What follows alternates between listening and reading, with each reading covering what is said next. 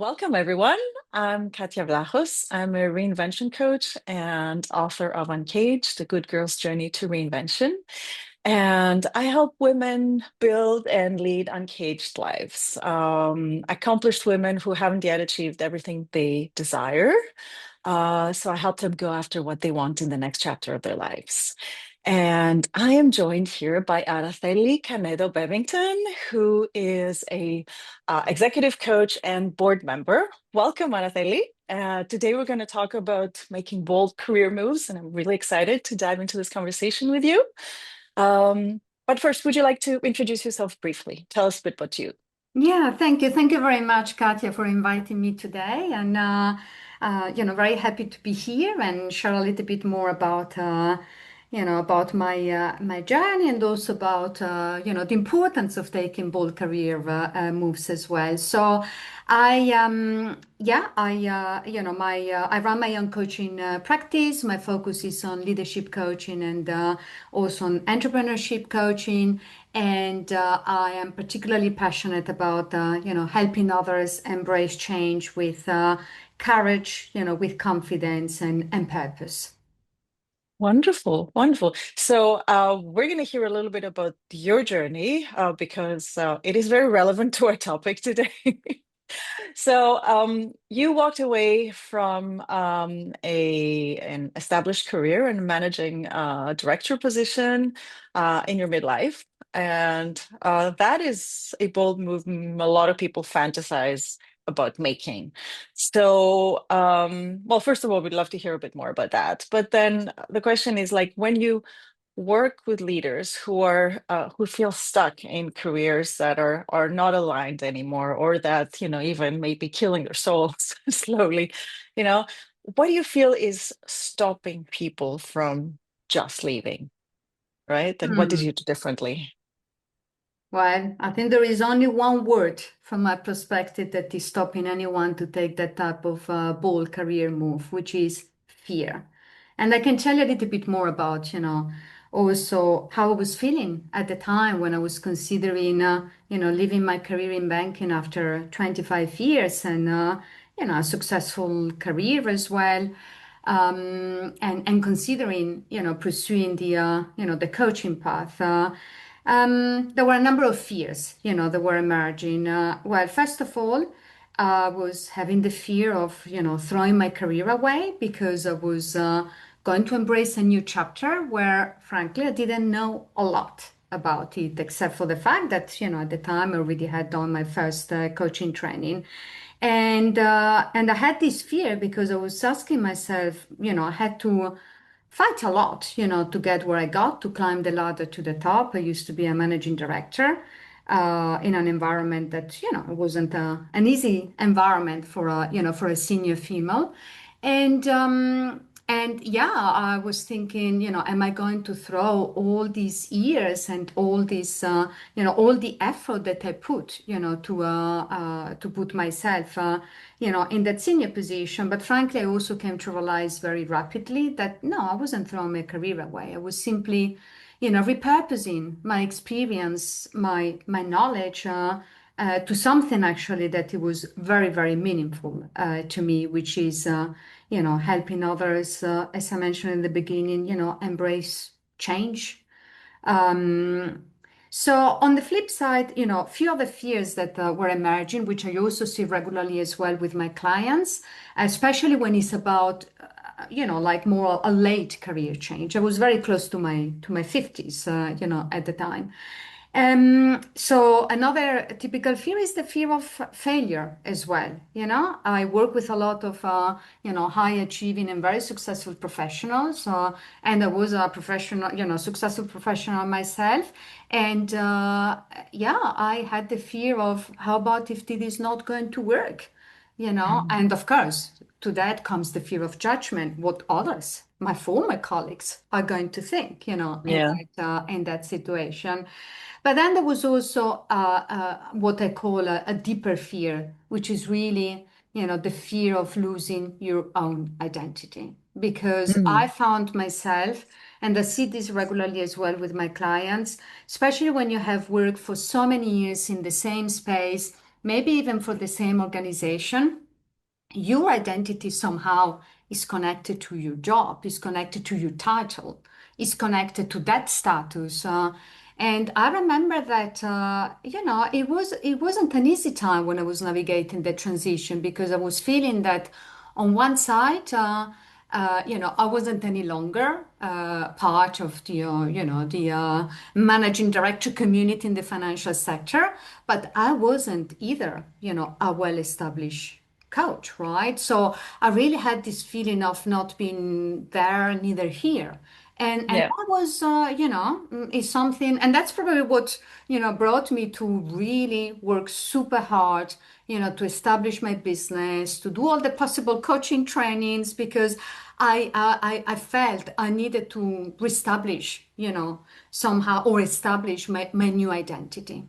Yeah. Right, exactly. And what you're describing, I mean, I see it in my work as well, this identity shift and being in, William Bridges calls it the gray zone, right? Like the transition where you're not no longer there, but you haven't arrived in the new place. And it feels it's not a very comfortable place to be, but it's where all the possibilities kind of are growing and evolving, but still it's kind of it's wobbly, let's It's say. the messy middle, The messy middle, exactly, exactly. Yeah. Yeah, yeah. So, yeah. So there's a lot of fears that stand in the way, fear of failure, fear of success, and all that.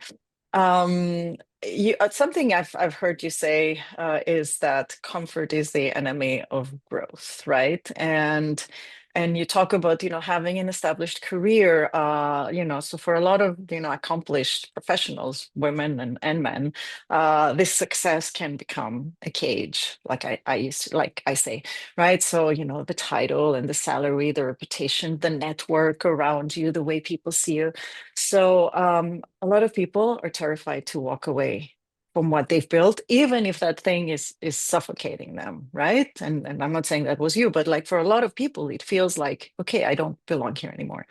So what you described. So what helps someone make that bold move, right? And kind of overcome all those fears that you talk about. Look, I do a lot of work with my clients about purpose, about meaning. And therefore, going back to square one to understand a little bit more, what motivates you, what fulfills you, what makes you thrive. Even one step farther, what's the legacy really that you want to leave in this world? And if I think about, my own experience, I sometimes, I get asked the question, Araceli, do you regret those 25 years in banking? And I mean, and to be honest, no, I don't, because for a long, long time, and I've been sometimes asking people around people who work with me in the past, I mean, it wasn't the paycheck what brought me to banking. It was really I have two passions in life, which is people and change. And it was really my opportunity to work with people around the globe and to focus on change. I focused all my career in the financial sector and transformation. So there was a lot of, meaning to me. But it's also fair to say that I found the last few years when I was in banking that somehow what success, my definition of success was evolving. And, I like to talk about a little bit, the whisper that, I had at the time where sometimes it was like, there must be more than this, right? Mm. So I did a lot of work myself, on what motivates me, what fulfills me. And I came to realize, and this is what led me to the coaching path, because I came to realize that, what is more transformative than helping others to have a more fulfilling career and ultimately a more fulfilling life. And it is really and by the way, I'm not advocating now that everyone leaves the corporate world and sets up, their own business. These are very personal choices. I work with a lot of clients that leave an organization to join another one. It's another type of corporate job, but maybe a better culture. I'm not saying that everyone should follow, or should take a radical change in their career. But what I would ask everyone is also to be more also to be a little bit more self-aware of what truly matters to them. Because sometimes, especially, when we are also when we are in senior positions in the corporate space, we might have the tendency to take steps to fulfill what others expect us to do rather than Mm. what we truly want next.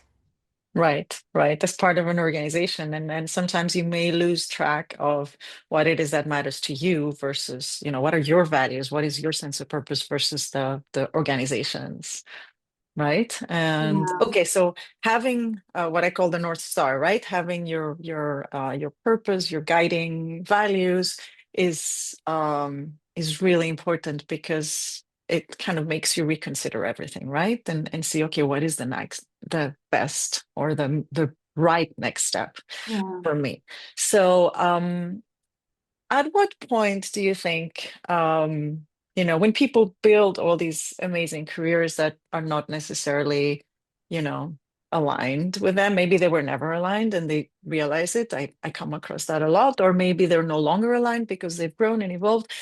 At what point making that bold career move requires to admit, that, oh, the life I've built is not the right one, is not the life I want, is um at what point do you really confront that if that's the case? And what does it take to trust yourself to start over? And I know we're never starting over. We're always bringing, our experience and all that with us, but it's choosing a different path, right? So Yeah, admitting this wasn't it and choosing a different one. yeah. I think it's also a matter of recognizing a little bit, uh, the energy that is also, there.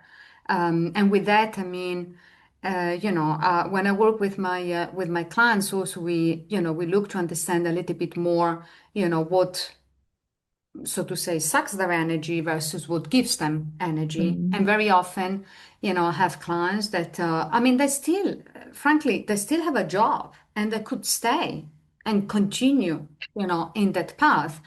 But they get up in the morning and, yeah, there is an element of demotivation, there is an element of mm, frustration, there is an element, and I always say, look, life is too short, right? I'm a big believer, by the way, that it's never too late, you know, yeah. to make a career move. And that's why I think it's very important that, we understand, okay, if that is, draining you, what is going to motivate you? And therefore ultimately what is really that matters to you irrespective of any pressure that you might have around you Mm, to stay instead of taking the leap. yeah. Do you find that people have a hard time trusting themselves to take the next step after that experience? Or is it not an issue in your work? No, no, there is, also because I can give you a couple of examples where, I remember working with a client a couple of years ago. He was working for the same organization 25 years. He was, he just turned 50, yeah, about to turn 51. And I remember that at the time, it felt like there was, one of the very first things that he told me that he came rationally to the conclusion that it was time for him to move on because he felt like he was a little bit, being put on the side by the organization that he was working for so many years, which is not unusual, by the way, when you reach, a certain age. But on the flip side, he was still adamant, to continue to create an impact, to continue to learn. And I remember, but so rationally he reached that conclusion, but emotionally he was feeling like something is holding me back. And Mm, one of the very first things that he said in one, in a coaching session was, well, the grass of the neighbor is not necessarily greener, right? There was a lot of fear about, I mean, the fear of unknown and therefore the fear of failure, right? Because it is true, you are living in you go out of your comfort zone. You're leaving an organization after so many years, But at the end, we did a lot of work on how to reframe, that narrative Hmm. where instead of him focusing on what he could lose, he actually focused on what he could gain. And he did, at the end, he left that organization and he went to, he's still in the corporate world. He took another, opportunity, but another one where, he could see himself growing and Mm, continue to create an impact. So there is, I think, in these type of situations, your mindset, can is very important, right? That you keep a positive 100%. and the growth mindset. Yeah, yeah. And not just like it sounds like not just have the sense of purpose and the values, but also, the vision of what's on the other side and Yeah, have a, both realistic but also concrete vision. Like this is what I'm aiming towards, not just looking back into, okay, this is what I'm leaving behind, but okay, what is absolutely. ahead of me? And as a coach, holding your client to that vision, I think is huge, right? I mean, it's really I contributing to them I walking the fully agree, path. Kat. It's the North Star that you mentioned earlier, right? And sometimes I even do some, visualization exercise with my clients for them to visualize how that could look like so that they keep reminding themselves, what truly matters. Yeah. Yeah, yeah, wonderful. So, what do you say to people who are waiting, for permission, we call it, like the right time, or for, I don't know, something to happen in the family, or for their partner to whatever, start their business, or like there's always some things to settle. How long should someone wait for permission? What do you say to people, or how do you coach them through I that? mean, this is a conversation that I have weekly, if not daily, to be Believe honest. you. Because I also run a program that is focused on on people who find themselves at this crossroad, and is for a short period of time. It's 5 weeks, but it's essentially to unlock them, Mhm. and from there start to take action. And the amount of conversations that I have about with people when they say, no, Araceli, not this time, but the next one. I run it every couple of months. This time, but the next one, and then 2 months later, not this time, but the next time. And I honestly, my view, and I know, Katja, that we are very aligned in this regard, right? The perfect time is a myth. We can always find excuses. Now is not the right time because I'm too busy with my job. Now is not the right time because the kids need support with their exam. Is never the right time, right? We can always find excuses. So what I encourage my clients is to take little steps, because I really think that that's also how they can boost their confidence. And sometimes I say, look, a very, little step can, for example, be like joining my program where you start to reflect, on your values, on Mm, your purpose, on how to keep going. So for me, there is an element about starting to take small steps where you can also start to boost your confidence. And in fact, if I think about Katja, when I decided to leave banking, by the time I left, I was already a certified coach. I did my very first training. I was already, talking to a number of well-established coaches to learn, from them. And I was already actively coaching because, for my certification, I had to bill certain hours. So I already was testing and learning a little bit, whether that path could be for me. Because I found that it's also important to find the balance between reflection, about your values, about your purpose, but also some action right. where you can test a little bit. A new path, especially for those who are considering doing something significantly different than from what they are doing today. Yeah. Yeah. 100%, right? And nobody says, drop everything you're doing and move on, take the next step. And I mean, it doesn't have to be like burning your life down and rebuilding it from scratch, right? You can start with little steps and start making progress and tweaking and understanding, okay, is this the right direction?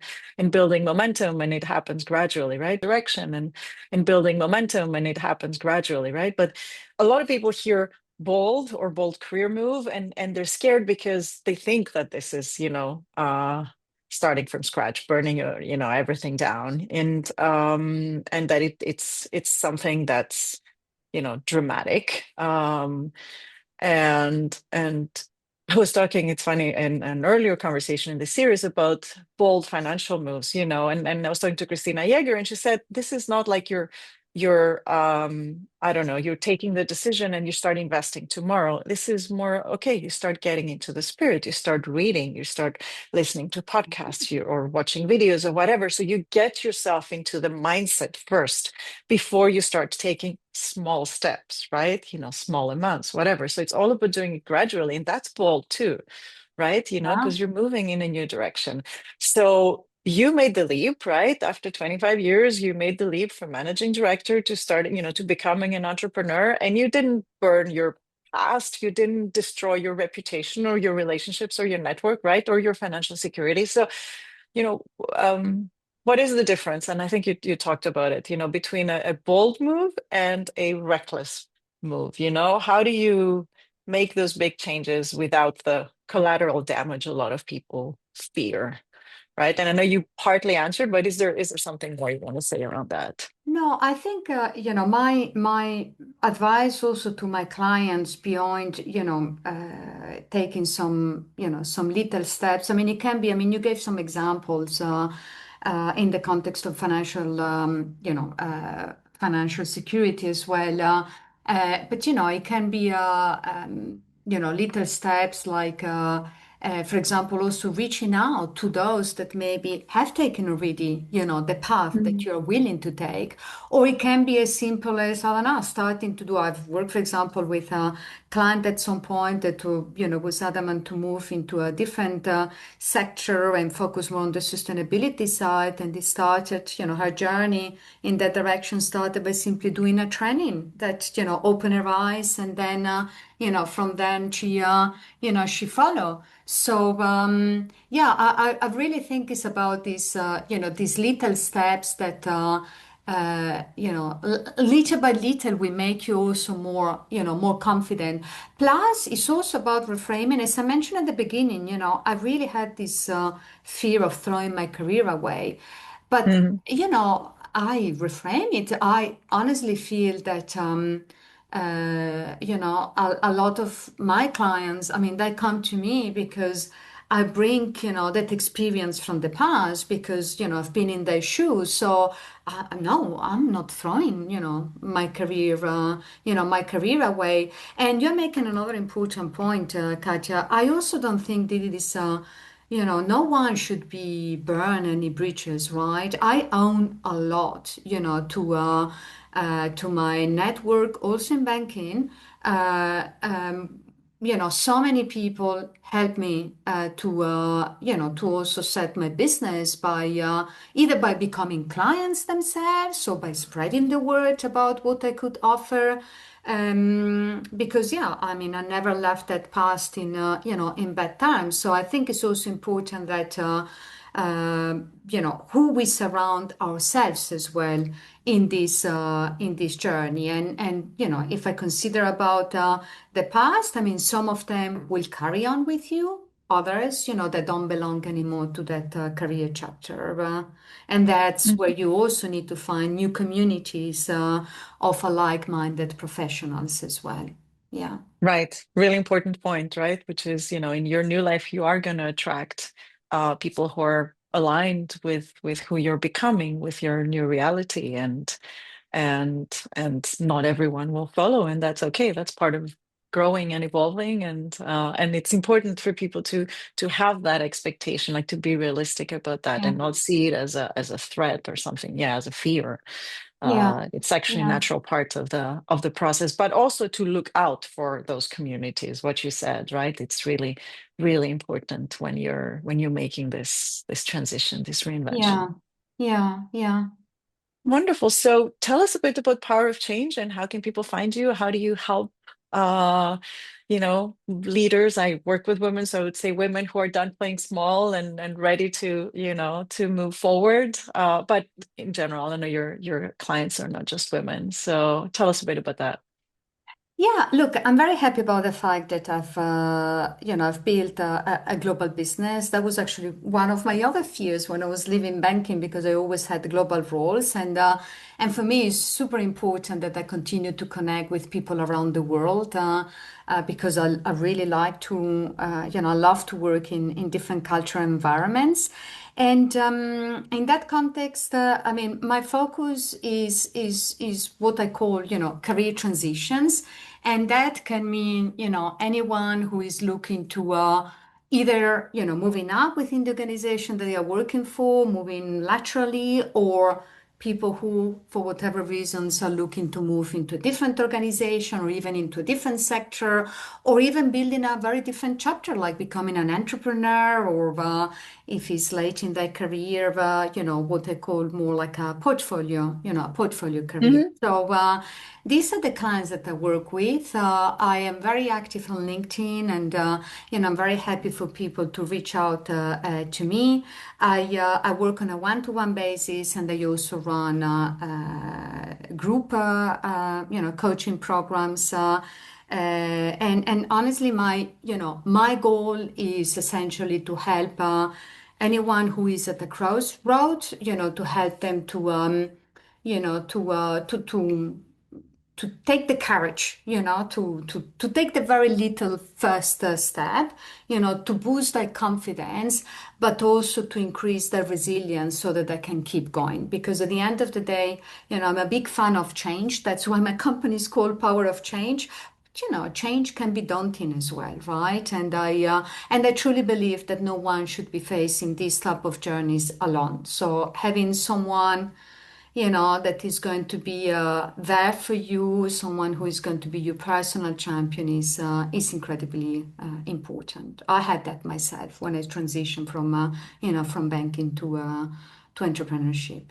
Yeah. Yeah. Yeah. And I can only underline that and reinforce that because yeah, I've been there and I've done it myself and there's a difference between trying to do it alone and asking and getting the right help and the right support. It's all the difference, actually. So, yeah, so that's another mindset shift. We really don't have to do this alone.